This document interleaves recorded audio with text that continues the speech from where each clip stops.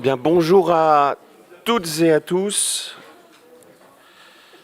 Je propose de désigner Guillaume Cural comme secrétaire de séance s'il n'y a pas d'opposition et s'il accepte. Donc c'est fait. Guillaume Cural, si tu peux procéder à l'appel. Merci. Monsieur Roudot Stéphane. Présent. Madame Bourbigo Véronique. Monsieur Posier Clément donne procuration à Yves Coitivi. Madame Drivet Aurélie, absente, donne procuration à Camille Océane Le Gall. Monsieur Buffetot Benoît.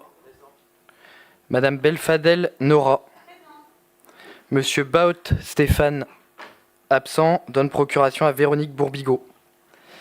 Madame Le Gall Camille Océane. Monsieur Loswarn Yannick. Madame Monotte Gaël. Monsieur Coitivi Yves. Madame Garrigue Kerasquette Laurence. Monsieur Caralou Erwan. Madame Margogne Christine. Absente. Donne procuration à Nora Belfadel. Monsieur Gouriou Franck. Madame Chérier Caroline. Monsieur Guilvin Laurent. Madame Russier Catherine. Monsieur Longuestre Johan. Madame Tarditi Corinne. Bon, absente. Elle arrive. Bon, ok. Monsieur Itema Brian. Madame Botorel Nelly. Madame Retter Isabelle. Madame Affinito Amandine. Madame Lamour Axel. Monsieur Jaouen Bruno. Madame Le Gouen Colette. Monsieur Esselso Eric. Cural Guillaume, moi-même présent. Madame Melsquette Isabelle. Monsieur Balcon Jérôme. Monsieur Richard Jean-Pierre. Oui, il doit arriver. Monsieur De Souza Maxime. Présent. Madame Colovati Nathalie. Madame Thérom Pascal. Madame Abalia Valérie. Madame Perron Claudine. Monsieur Bazir Philippe. Monsieur Abivin Bertrand. Monsieur Laurent Frédéric. Monsieur Elkaïm Jean-Philippe. Madame Tournier Emmanuel. Madame Lescourt-Goya Mathilde. Monsieur Leroux Raphaël. Madame Cuchel Émilie. Présente. Monsieur Fauveau Tristan.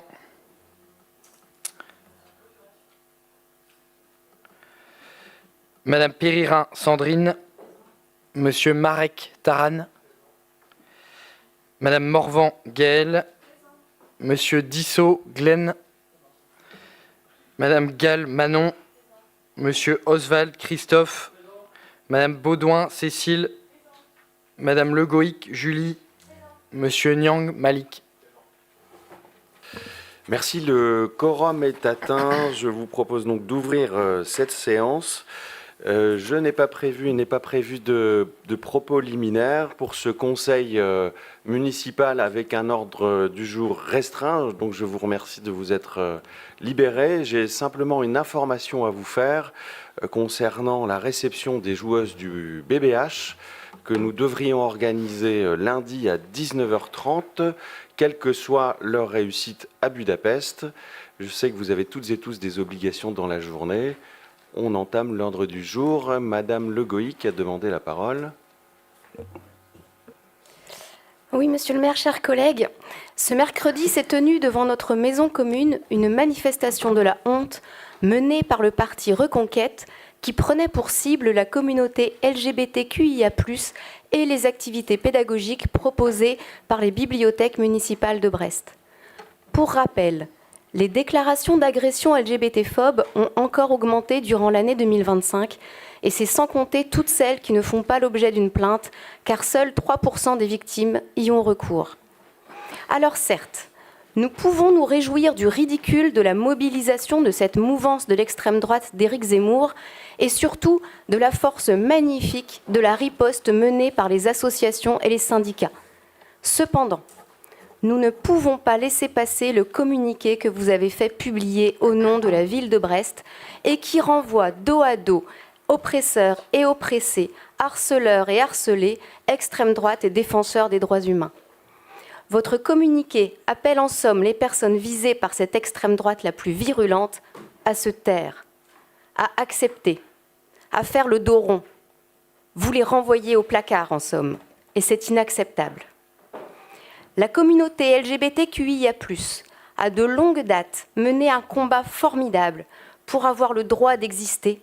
Nul ne peut tenter ainsi de la faire taire.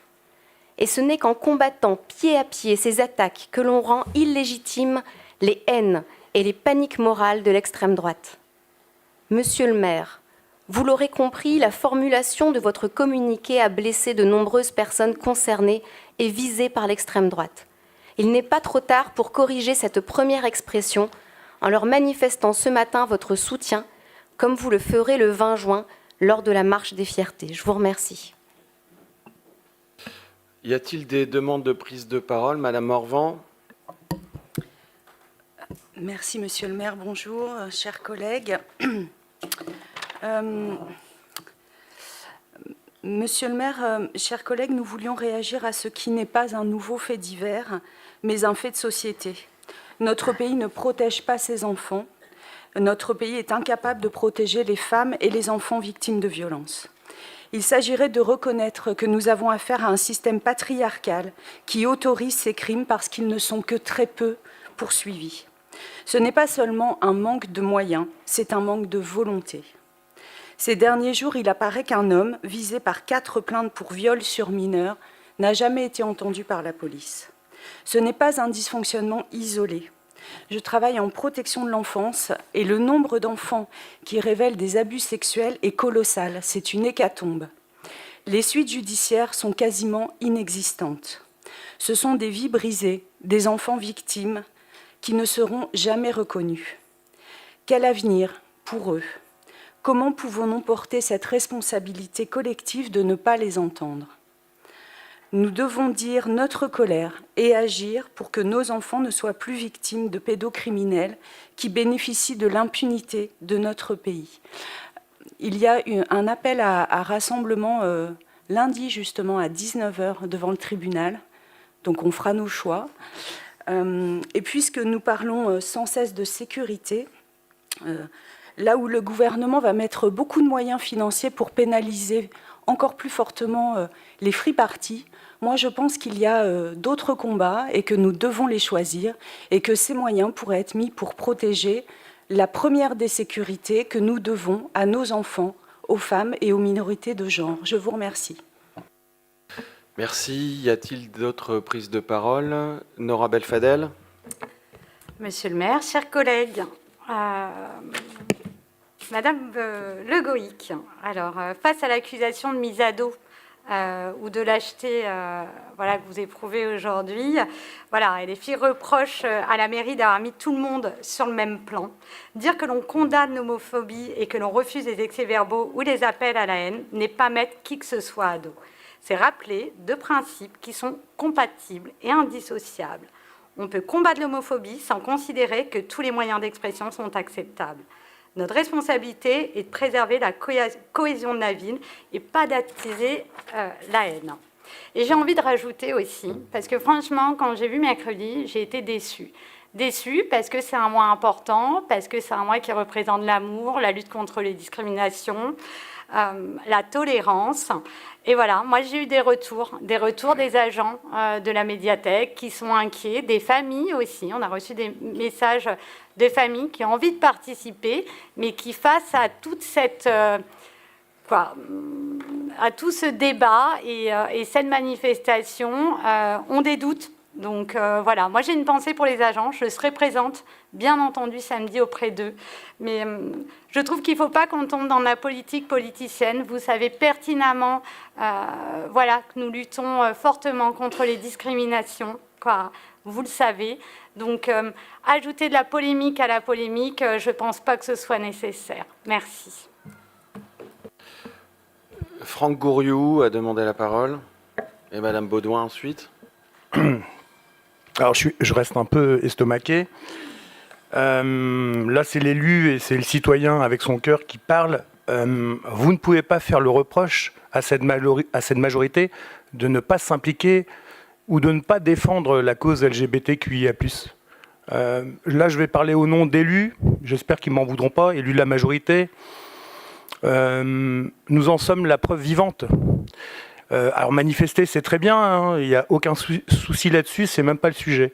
Mais il y a aussi la vie quotidienne, dans le monde associatif, dans le partenariat avec des associations, et je dirais aussi dans des lieux de vie, voilà, que je connais très bien.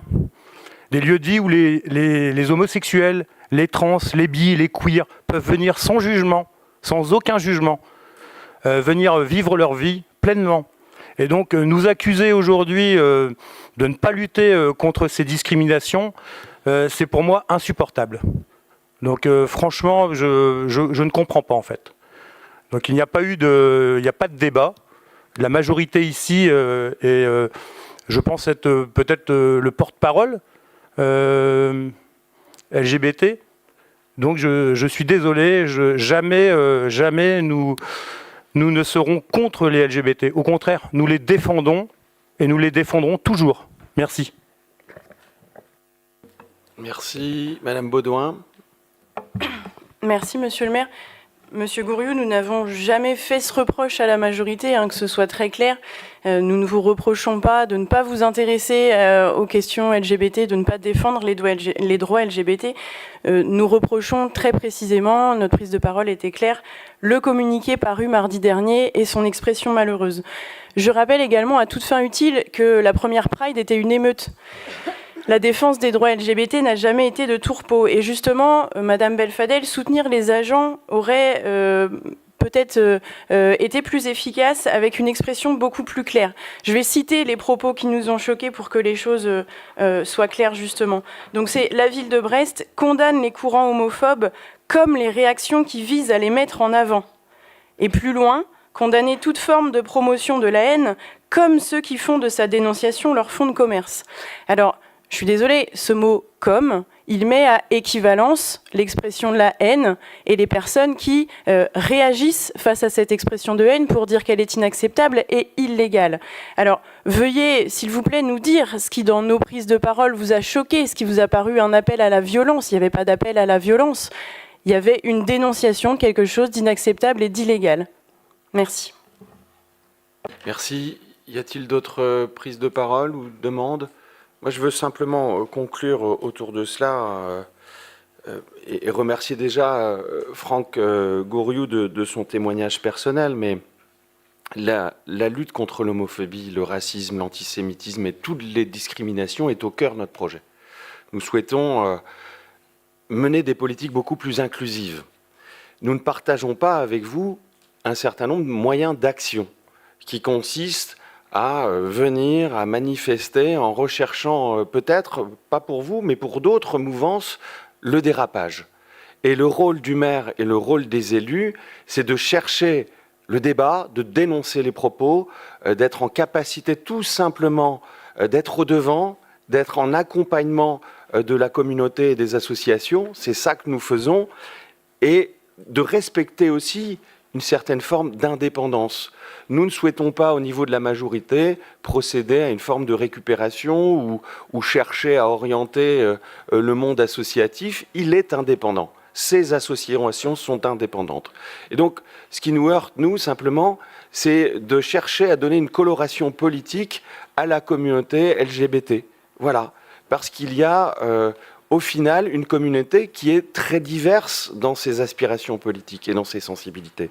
Et c'est cette indépendance que, au final, vous interprétez comme étant quelque chose contre vous. C'est absolument pas le cas. J'ai eu l'occasion, il vous a peut-être fait part de notre entretien téléphonique avec Pierre-Yves Cadalin. Je l'ai appelé parce qu'il y avait une incompréhension. Il m'a fait un message et quand un député me fait un message, j'ai tendance à me libérer pour l'appeler.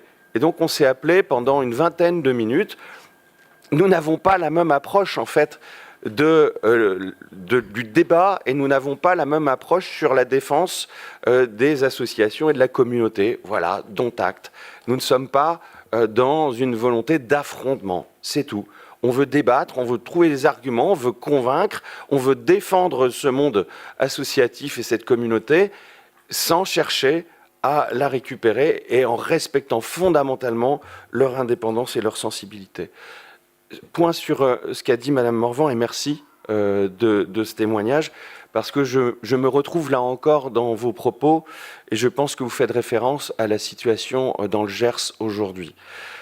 Quand on exerce des responsabilités publiques, ce qui sont les miennes, les vôtres ici, au niveau local, on a de quoi effectivement d'être non seulement choqué, mais au-delà d'être révolté.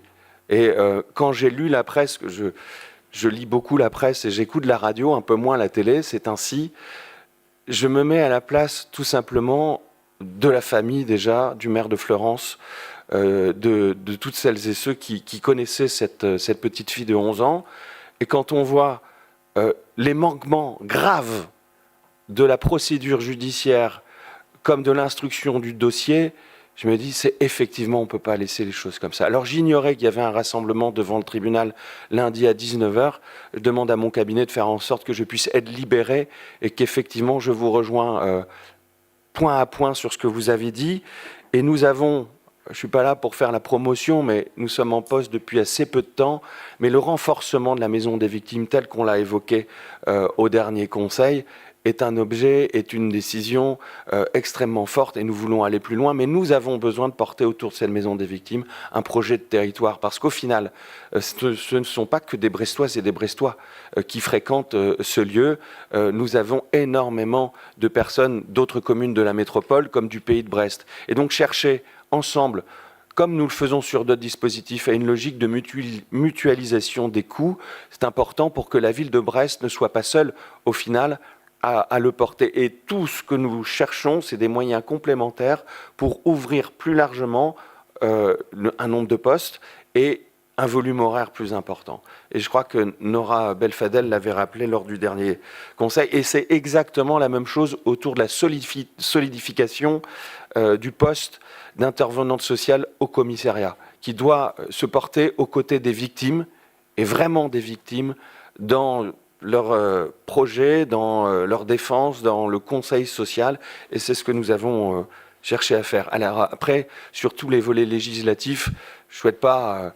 amener le débat ici, je ne suis pas parlementaire, j'ai mes avis, j'ai mes idées, mais effectivement qu'on ait un réel débat parlementaire sur l'accompagnement des victimes et l'instruction des dossiers dès lors qu'il y a des signalements graves. Et avec Véronique Bourbigo, là depuis plusieurs semaines, nous avons à traiter un certain nombre de sujets de cette nature. Je ne vous cache pas que dès lors que je vais au-devant, et nous allons au-devant avec les services municipaux, au-devant des familles, c'est extrêmement difficile. Surtout lorsqu'il y a des enquêtes en cours et qu'on est au final, ce qui est mon cas, dépourvu et contraint par la confidentialité des instructions. Voilà. En tout cas, merci de votre témoignage. Y a-t-il d'autres remarques? Monsieur Niang? J'ai une petite remarque sur ce que vous venez de dire, monsieur le maire. Vous parlez de débat avec des personnes qui nient totalement l'humanité des personnes LGBTQIA+, ou des personnes étrangères, ou des personnes non blanches. On parle de reconquête comme l'extrême droite la plus crasse. Et je veux bien qu'on essaie de débattre avec des gens comme ça, il n'y a pas de souci. Hein. Nous, on a essayé de faire on est venu en soutien d'une lutte pour les personnes, les minorités de genre à ce moment-là. Et à chaque fois qu'on sera en soutien de personnes qui luttent contre la discrimination, est-ce que vous nous accuserez de colorer les combats, ces combats-là? Moi, c'est la question que je me pose. Alors, on n'a peut-être pas la même approche, chacun peut critiquer l'approche de l'autre. Nous, on trouve que votre approche n'est peut-être pas assez sur le terrain, peut-être pas assez forte, en tout cas, auprès de ces personnes-là qui manifestent pour leur existence, tout simplement. Même si vous faites des actions au-delà de ça, dans le côté plus institutionnel, il n'y a pas de souci. Nous, on a un pied dans les institutions et dans les luttes, c'est comme ça qu'on fonctionne. Et être accusé de coloration du combat à chaque fois qu'on soutiendra des minorités ou des gens qui se battent contre une oppression, je trouve que c'est un peu fort de café. Et chacun, ça m'étonne. En tout cas, là-dessus, il n'y a pas de souci. Vous ne connaissez pas mon agenda, et vous ne connaissez pas et vous ne savez pas ce que je fais et ce que nous faisons au quotidien, moi-même et un certain nombre d'élus ici. Donc vous nous faites un procès d'intention, encore une fois, en estimant que nous ne ferions pas assez. Voilà. Et je n'ai pas la culture de l'affrontement et de la violence, ni verbale ni physique. Point à la ligne. Je n'ai pas cette culture-là et je la dénonce fermement. C'est tout. Et au final, aller rechercher l'affrontement et en mobilisant les forces de police pour encadrer au final des manifestations qui pourraient déraper. C'est peut-être pas votre fait, je suis pas en train de vous viser vous, mais reconnaissons quand même que à Brest, il y a eu des manifestations où il y a eu de la casse, où il y a eu de la violence, où il y a des agressions. Voilà, c'est tout. C'est tout. Et ça, nous le condamnons, d'où que viennent ces violences. Alors, juste, on est en train de travailler sur le règlement intérieur. Mais honnêtement, juste une remarque un peu universaliste. Si à chaque fois qu'on a un débat, chaque membre du groupe insoumis prend la parole, on ne va pas en finir. Parce que du coup, je demanderai à chacun du groupe majoritaire d'intervenir aussi à tour de rôle pour au final donner son impression ou peut-être redire en boucle à peu près la même chose. Donc ce que je vous propose, c'est qu'on constate nos divergences sur la méthode. Voilà, on n'a pas la même méthode. Nous avons une volonté d'indépendance et de respect des associations, qu'elles restent complètement indépendantes. On sera à leur soutien, voilà, c'est notre position. Et nous rejetons toute forme de violence. Point à la ligne. Constatons que nous sommes probablement pas d'accord sur ce point. Je vous propose d'avancer quand même. Non, enfin, vous voulez. Mais on va passer la matinée à se dire qu'on n'est pas d'accord. Je vous renvoie rien. Moi, je vous renvoie rien. C'est juste pour dire que le mouvement insoumis n'a jamais prôné la violence, qu'on soit bien clair là-dessus. C'est pas pour ça qu'on n'assume pas une conflictualité. Une conflictualité, ça veut pas dire la violence, ça veut dire des désaccords. Du coup, condamner aussi peut-être la jeune garde de temps en temps, ce serait pas mal. Alors, si vous voulez parler de la jeune garde, c'est encore un autre sujet, du coup on va partir sur autre chose, mais la jeune garde en tout cas à Lyon était plus efficace que certaines forces supposées combattre le fascisme dans cette ville. Enfin bref, c'est encore un autre sujet. Parce que la jeune garde, peut-être que certains ne sont pas au courant, mais ils ont fait fermer des bars d'extrême droite qui pullulaient des quartiers qui étaient complètement sous emprise de l'extrême droite fasciste, la plus crasse pareil à Lyon, depuis 10 ans. Et je pense que si des gens connaissent la situation à Lyon, ils savent à quel point là-bas la vie était invivable, justement pour les personnes racisées, LGBT, qui ne pouvaient même plus manifester, qui ne pouvaient même plus faire leur marche des fiertés tranquillement, qui se faisaient agresser par les fascistes. Donc je pense qu'ici on est très mal placé pour critiquer quoi que ce soit sur ce travail-là. Et sur ce que vous dites du mouvement insoumis, donc je vous dis, on ne prône pas la violence du tout, la conflictualité, ça n'a rien à voir avec la violence. Et vous êtes en train de parler des casses, de tags, d'abribus, etc. Mais c'est quel genre de violence par rapport à celle de dire que vous n'êtes même pas une personne humaine, que vous n'avez pas, qu'on nie votre dignité, votre existence. Et je parle pas de vous, vous dites pas ça, mais Reconquête le dit. Et donc venir mettre sur un pied d'égalité les gens qui s'opposent, dans le communiqué c'est comme ça que ça a été compris. Alors peut-être que vous corrigerez ça et que c'était mal dit ou mal compris de notre part, c'est peut-être le cas, mais en tout cas nous on a compris une sorte de mise à égalité avec ces personnes de l'extrême droite la plus crasse qui sont venues manifester par rapport à des gens qui ont fait une contre-manifestation joyeuse, pacifique, où il y avait de la musique, où ça dansait, et il n'y a eu aucune violence, aucun souci.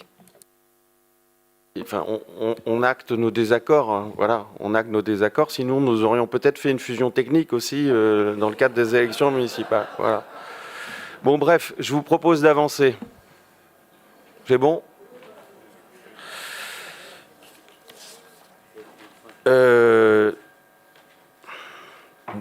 Donc, outre les 55 conseillers municipaux qui sont délégués de droit, nous devons élire 140 délégués supplémentaires et 41 suppléments. Les conseillers municipaux peuvent de droit présenter une liste. Y a-t-il des listes à présenter ? Madame Bourbigo ? Oui, merci Monsieur le maire. Le groupe Une nouvelle histoire pour Brest a une liste à présenter. Merci. Y a-t-il d'autres listes ? Madame Cuchel ? Oui, le groupe socialiste et démocrate a également une liste à présenter. Et excusez-moi, mais l'attaque que vous venez de faire sur la technique est un peu me déçoit de votre part. Merci. Monsieur Taran-Marek ? J'ai aussi une liste à déposer. Monsieur Dissot ? Je ne vais pas vous surprendre, figurez-vous que les écologistes ont aussi une liste à déposer. Très bien, je m'y attendais. Madame Baudouin ? Brest Insoumise dépose une liste. Très bien, je vous remercie. Il y a donc 5 listes. Nous devons constituer le bureau électoral.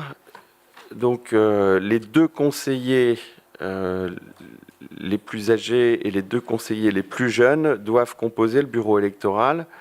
Donc, c'est ainsi. Je propose donc à Claudine Perron, Colette Le Guen, Raphaël Leroux et Erwan Karalou. Voilà. Alors, avant l'élection des délégués municipaux, c'est un scrutin de liste avec représentation proportionnelle à la moyenne la plus forte, sans panachage, ni vote préférentiel. Donc ce scrutin se déroule sans débat et je rappelle le nom des listes. Donc la liste Une nouvelle histoire pour Brest, une liste sociale et démocrate, une liste écologiste et une liste Brest insoumise et une liste communiste. Je vous remercie. Donc le secrétaire de séance va procéder à l'appel à tour de rôle des conseillères et conseillers municipaux et l'huissière ou l'huissier passera dans les rangs pour déposer son enveloppe. Comment ? Le matériel électoral est en cours de distribution, donc je vous invite à patienter quelques instants.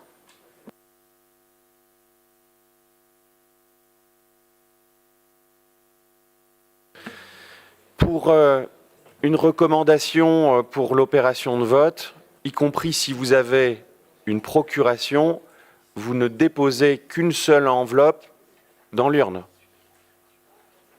Voilà, et si vous avez une procuration, vous la versez dans l'urne au moment de l'appel du nom de la personne pour qui vous avez procuration.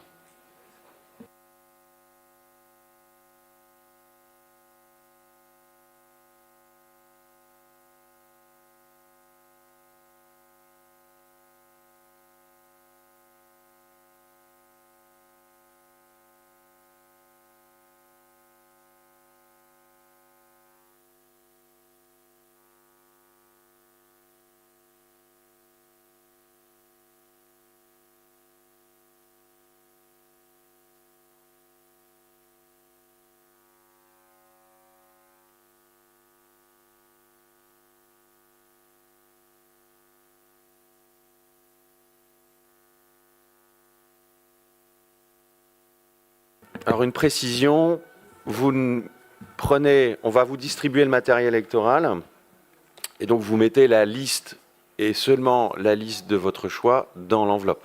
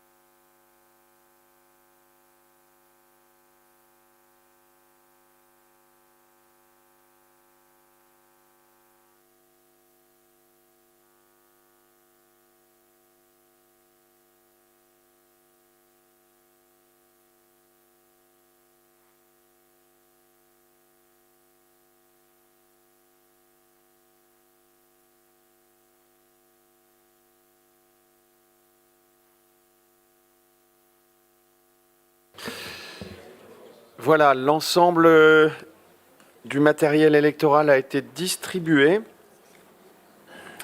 Je vous rappelle la consigne à l'appel de vos noms qui va procéder selon le plan de table. Vous pouvez voter et faire constater que vous n'avez qu'une seule enveloppe. Et c'est à l'appel du vote par procuration que vous votez pour une seconde fois. Du coup, Guillaume Cural. Monsieur Roudot Stéphane. Madame Bourbigo Véronique.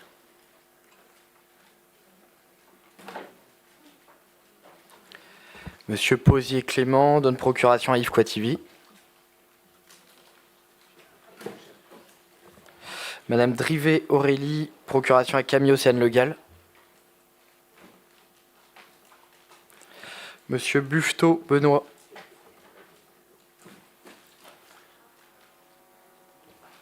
Madame Belfadel Nora.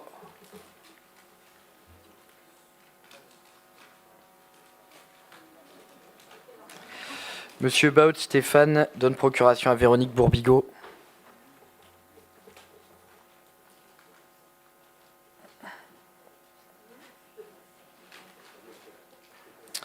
Madame Le Gall Camille Océane.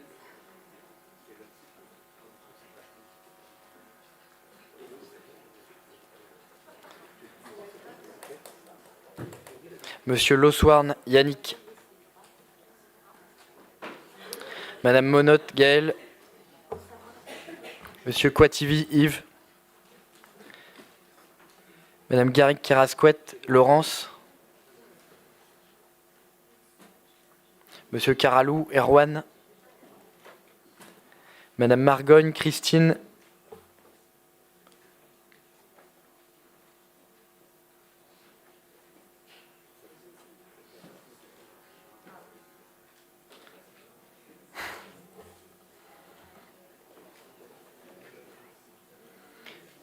Monsieur Gouriou Franck. Madame Cherrier Caroline. Monsieur Guilvin Laurent. Madame Morvan-Russier Catherine. Monsieur Longuestre Johan.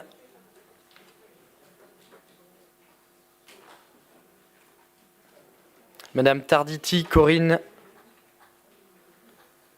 Monsieur Itema Brian. Madame Botorel Nelly. Madame Retter Isabelle.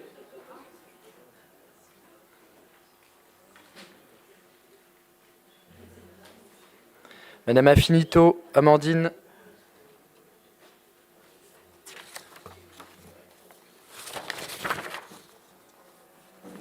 Madame Lamour Axel.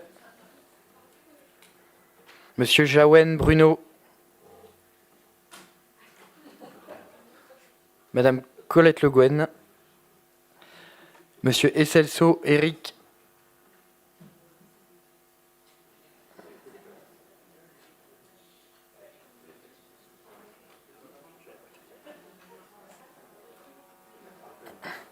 Monsieur Cural Guillaume. Moi-même.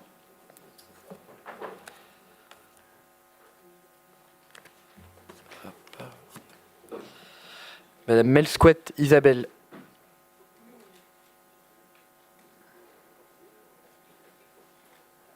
Monsieur Balcon Jérôme. Monsieur Richard Jean-Pierre.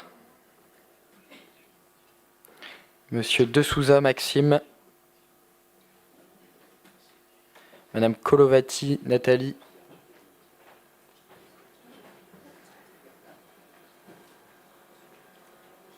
Madame Thérom Pascal. Madame Abaléa Valérie. Madame Perron Claudine. Monsieur Bazir Philippe.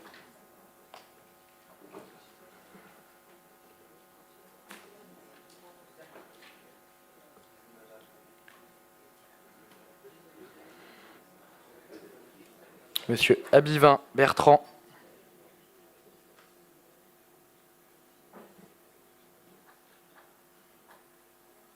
Monsieur Laurent Frédéric. Monsieur Elkaïm Jean-Philippe.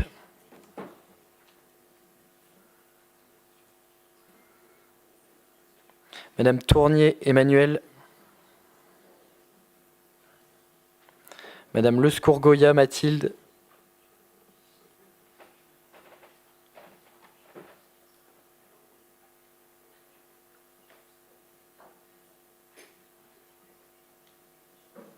Monsieur Leroux Raphaël.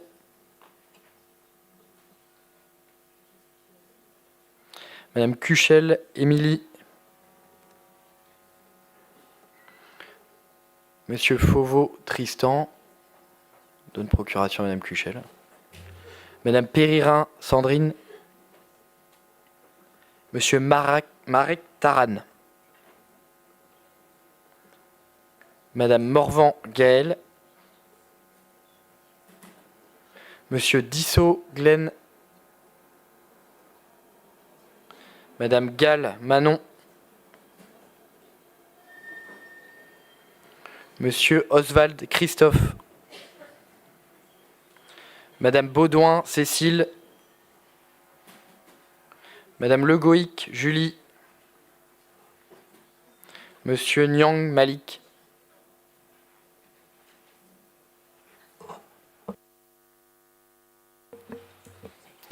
Merci.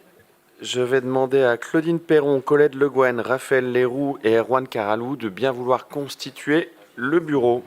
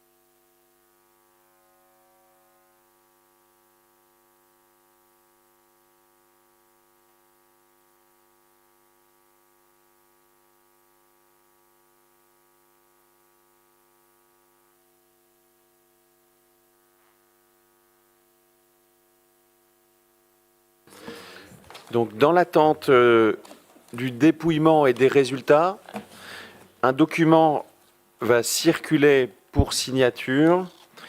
Celui-ci indique, vous êtes conseillers municipaux, donc délégués de droit. Donc, ce document indique qu'en cas d'empêchement, nous activerons la suppléance sur une liste qui a été préfléchée avec les présidents de groupe. Donc, vous devez signer ce document. Il y a une disposition particulière concernant le remplaçant pour un autre mandat. Et nous avons à ce stade Madame Bourbigo, Madame Tarditi, Madame Cuchel et Monsieur Fauveau qui exercent par ailleurs d'autres mandats. Et vous devez également, pour le coup, désigner et signer. C'est clair pour vous? Donc l'huissier va passer dans les rangs pour faire signer le document. Madame Baudouin? Non, j'ai pas souvenir d'avoir participé à un échange là-dessus, c'est normal. Sur l'échange Sur les suppléances en cas d'absence, comme vous l'avez formulé. C'est en cas d'absence, en fait. Vous devez, si, admettons, vous avez, pour une raison grave, l'impossibilité de vous... l'impossibilité de vous déplacer pour raison de santé essentiellement, vous devez activer pour le coup le remplaçant.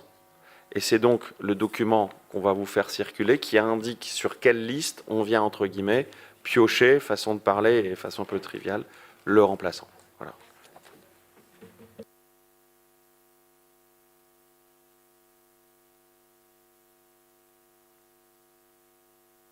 Et pour les procurations, donc toutes celles et ceux qui ont procuration, vous devez signer avec votre propre signature, pour le coup, à l'endroit de la personne pour qui vous avez procuration.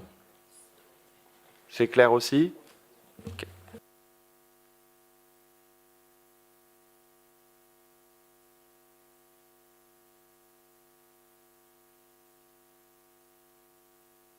Excusez-moi, Madame Cuchel, vous avez procuration de Monsieur Fauveau, hein? C'est bien ça, ok.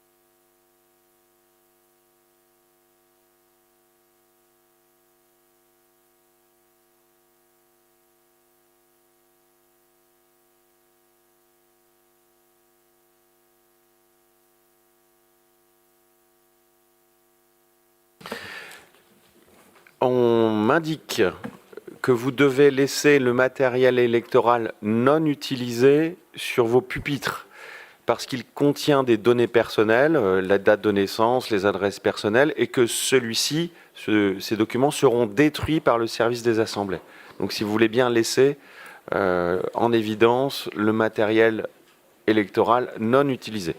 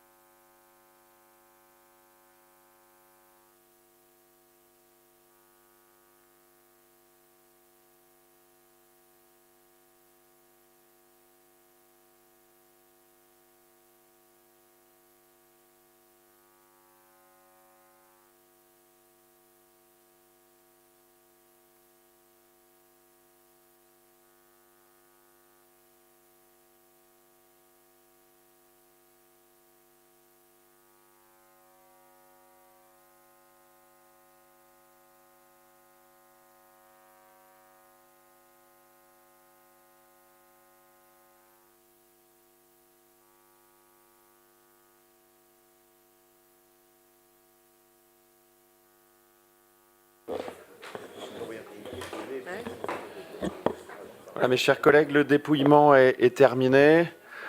Un suspense insoutenable. Donc il y avait dans l'urne 55 suffrages, tous exprimés. Ont obtenu une nouvelle histoire pour Brest 44, Brest Insoumise 4, Socialistes et démocrates 3, les écologistes 3 et Taran Marek 1. Ce qui amène, outre vos postes de droit de délégués en tant qu'élus municipaux, 140 délégués supplémentaires et 41 suppléants. Ce qui fait un nombre de sièges selon le quotient électoral pour une nouvelle histoire pour Brest 114, Brest Insoumise 10, Socialistes et démocrates 7, les écologistes 7, Taran Marek 2. Et concernant les 41 suppléants et selon le quotient électoral, une nouvelle histoire pour Brest 34, Brest Insoumise 3, Socialistes et démocrates 2, les écologistes 2 et Taran Marek 0. Voilà pour les résultats de cette élection. Avez-vous des questions? Monsieur Oswald? Il n'y a pas de débat. Hein. Des questions uniquement. Juste des questions? Ouais. Il y a zéro marge avec le code électoral, ne permet aucun débat. Voilà.